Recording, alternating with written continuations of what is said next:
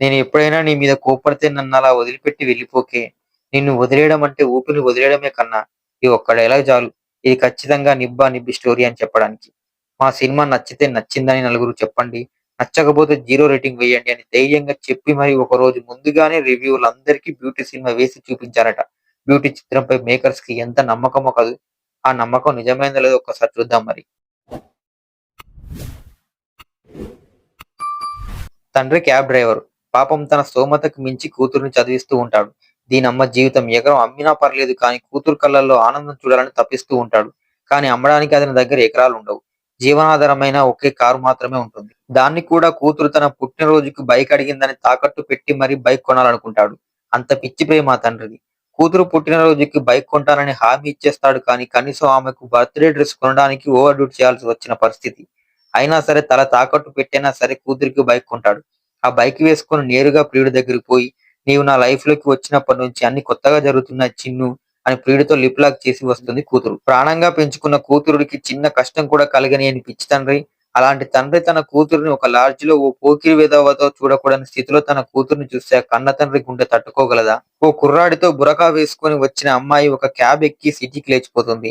ఆ అమ్మాయి తన కూతురే అని, ఆ క్యాబ్ డ్రైవర్ తానే అని తెలిస్తే ఆ కన్నతండ్రి గుండెకోత వర్ణించగలమా? ఎదుగుతున్న కూతురు ఎవడి కంటా పడకూడదని అనుక్షణం తప్పిస్తుంటుంది పిచ్చి తల్లి. బయటకు వెళ్తున్నా తలుపేసుకోమ్మా అని జాగ్రత్తలు చెప్పి వెళ్ళిన తల్లి, తిరిగి వచ్చేసరికి ఆ కూతురు ఆడెవడితోనో నగ్నంగా వీడియో కాల్ మాట్లాడుతుంటే, ఆ కన్నతల్లి చూసి తట్టుకోగలదా? తన చేతులతో బట్టలేసిన కూతురు ఎవడి కోసమో చూపించడానికి ఒక్కో బట్ట విప్పుతుంటే, ఊపిరి ఆడుతుందా ఆ తల్లికి? నిండా 18 ఏళ్లు కూడా లేని కూతురు ప్రేమ మైకంలో నిండా మునిగిపోయిందని తెలిసిన ఆ కన్నతల్లి పేగు విలవిలలాడిపోదా? కనిపించిన కన్న వాళ్ళ గుండెల్ని బరువెక్కిస్తూ, తెలిసి తెలియని వయసులో మలినమైపోయిన కూతురు కోసం ఓ తండ్రి పడే తపనే ఈ బ్యూటీ సినిమా. ప్యూర్ నిబ్బా నిబ్బి స్టోరీతో తండ్రిని గొప్ప యోధుడిగా చూపించిన బోల్డ్ అటెంప్ట్ బ్యూటీ.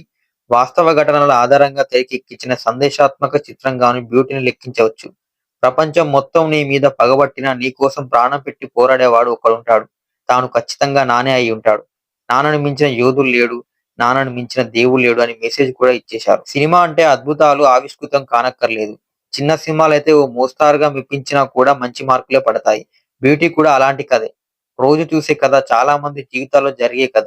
పక్క వీధిలోనూ, ఎదురింట్లోనూ, తెలిసే బంధువుల ఇళ్లల్లోనూ జరిగే కథ. ఒక్క ముక్కలో చెప్పాలంటే కాలేజీకి పంపిన 18 ఏళ్లు కూడా నిండని నిబ్బా కూతురు ప్రేమలో పడుతుంది. దానివల్ల కన్న తల్లిదండ్రులు ఎంత బాధపడతారు? లేచిపోయిన కూతురు ఎలాంటి ఇబ్బందుల్లో పడింది అని కళ్ళకి కట్టే కథ ఇది. తెలియని కథ కంటే తెలిసిన కథని కొత్తగా చెప్పడమే పెద్ద టాస్క్. పైగా లవ్ స్టోరీ అంటే ఇంకా టఫ్. తిప్పి తిప్పి ఒకటే కథ. ఇద్దరు ప్రేమించుకుంటారు. అయితే పెళ్లి చేసుకోవడానికి తిప్పలు, లేదంటే పెళ్లయ్యాక తిప్పలు. వేల కథల్లో ఇది రొటీన్ పాయింట్. బట్ ప్రేమ కథల్లో ఉన్న మ్యాజిక్ ఏంటంటే ఆ ప్రేమను ఆస్వాదిస్తూ కథలో తమని తామును చూసుకుంటారు. కాబట్టి ఎన్ని సార్లు చూసినా కూడా కొత్తగానే కనిపిస్తాయి. ఈ బ్యూటీ కథలో అలాంటి కొత్త పాయింట్లు ఏమీ లేకపోయినా కూడా కథను చెప్పిన విధానం, పాత్రల పనితీరుతో కట్టిపడేశారు. ఈ నిబ్బా నిబ్బి కథకి ప్రాణం అంటే ఇందులో పాత్రలే. సాధారణంగా సినిమా కథ అంటే హీరో, హీరోయిన్లతో మొదలుపెడతారు. కానీ ఈ కథని హీరోయిన్ తండ్రితో మొదలుపెట్టడమే భావ్యం. ఎందుకంటే ఈ కథకి హీరో, హీరోయిన్ తండ్రి నారాయణే. ఈ పాత్రలో సీనియర్ నటుడు నరేష్ యోధుడిలా పెద్ద పోరాటమే చేశాడు. కూతురు కళ్ళల్లో ఆనందం కోసం ఏం చేయడానికైనా సిద్ధపడే పాత్రలో ప్రతి తండ్రిని ఏడిపించేశాడు. ప్రతి కూతుర్ని హెచ్చరించాడు. ప్రేమ పేరుతో మోసం చేసే ప్రతి ప్రేమికుడిని ఆలోచించపడేలా చేశాడు. ముఖ్యంగా ఇంటర్ చదివే కూతుళ్లు ఉన్న ప్రతి పేరెంట్స్‌ని మీ పిల్లలపై ఓ కన్నేసి ఉంచండి. లేదంటే నాకు పట్టిన గతి మీకు పట్టొచ్చు అనేంతలా హెచ్చరించాడు. కూతురికి బైక్ కొనే సీన్‌లో కానీ, కూతురు లాడ్జిలో వేరొకడితో ఉందని తెలిసి పరుగు పెట్టుకొని వెళ్ళే సీన్‌లో కానీ, తన క్యాబ్‌లోనే తన కూతురు లేచిపోయిందని తెలిసే సీన్‌లో కానీ, చివరికి తన కూతుర్ని చూడకూడని స్థితిలో చూసిన సీన్‌లో కానీ, నరేష్ నటన అద్భుతంగానే చెప్పాలి. కూతురిని కన్న ప్రతి తండ్రి గుండె ఆ పాత్రను చూసి విలవిలలాడుతుంది. అంత అద్భుతంగా చేశారు. చాలా చోట్ల ఎమోషనల్‌తో కట్టిపడేసి ఏడిపించేశాడు. ఇక హీరోయిన్ తల్లిగా చేసిన వాసుకి అయితే మధ్య తరగతి గృహిణి పాత్రకి వన్నె తెచ్చింది. గోల్డ్ షాప్‌లో ఉంగరం కొనే సీన్‌లో కానీ, కూతుర్ని నగ్నంగా వీడియో కాల్ మాట్లాడుతుంటే అది చూసి గుండెలు పగిలేలా ఏడ్చే సీన్‌లో కానీ, వాసుకి నటన సగటు మధ్య తరగతి తల్లి పడే ఆవేదనను కళ్ళకు కట్టించేలా చేసింది. "నువ్వు క్యాబ్ డ్రైవర్ కూతురువే, కలెక్టర్ కూతురువి కాదు, ఉన్నంతలో సర్దుకుపోవాలి" అని సింపుల్ డైలాగులతో అటు భర్త కష్టాన్ని అర్థం చేసుకుంటూనే పిల్లలకు బాధ్యతల్ని గుర్తు చేసింది.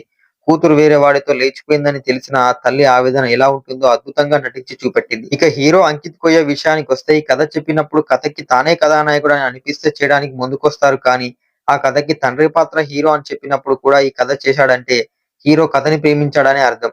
నిజానికి ఇలాంటి పాత్ర చేయడానికి పెద్దగా సాహసం చేయరు. ఇప్పుడు ఇది చేస్తే నెక్స్ట్ ఏంటి? సినిమాలు వస్తాయా? లేదంటే ఇలాంటి పాత్రలే వస్తాయా అనే సందేహాలు వస్తాయి.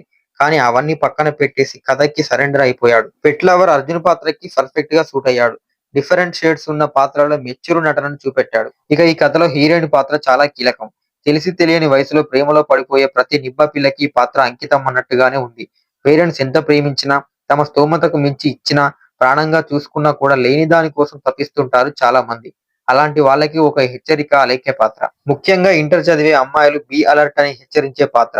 ఈ సినిమా తర్వాత నిలికి పాత్ర ఫ్యూచర్ ఎలా ఉంటుందని చెప్పలేం కానీ, ఇంటర్మీడియేట్ చదివే నిబ్బా నిబ్బి కథకి ఈమె కరెక్ట్‌గా సూట్ అయింది. లిప్ లాక్‌లు, బెడ్‌రూమ్ సీన్‌లలో చాలా కథకి తగ్గట్టుగా బోల్డ్‌గా నటించింది.